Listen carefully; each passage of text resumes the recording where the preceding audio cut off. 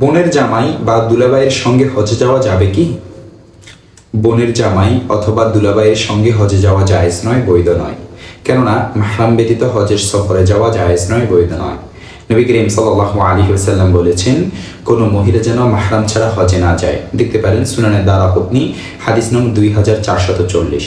আব্দুল্লাহ ইবনে আব্বাস রাদিয়াল্লাহু তাআলা আনহু থেকে বর্ণিত আছে, রাসূলুল্লাহ সাল্লাল্লাহু আলাইহি ওয়াসাল্লাম ইরশাদ করেছেন, কোনো পুরুষ যেন কোনো মহিলার সাথে নির্জনে অবস্থান না করে এবং কোনো মহিলা যেন মাহরাম ব্যতীত সফর না করে।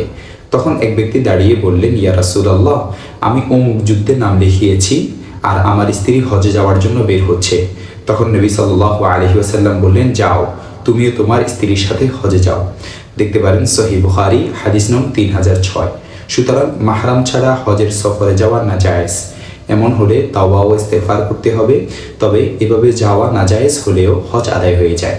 দেখতে পারেন সহিহ মুসলিম, হাদিস নং 1338, বাদায়াউস সানায় 2 নং খণ্ড 299 নং পৃষ্ঠা, আল লুবাব 1 নং খণ্ড 165 নং পৃষ্ঠা, আব্দুল মুখতার 2 নং খণ্ড 465 নং পৃষ্ঠা।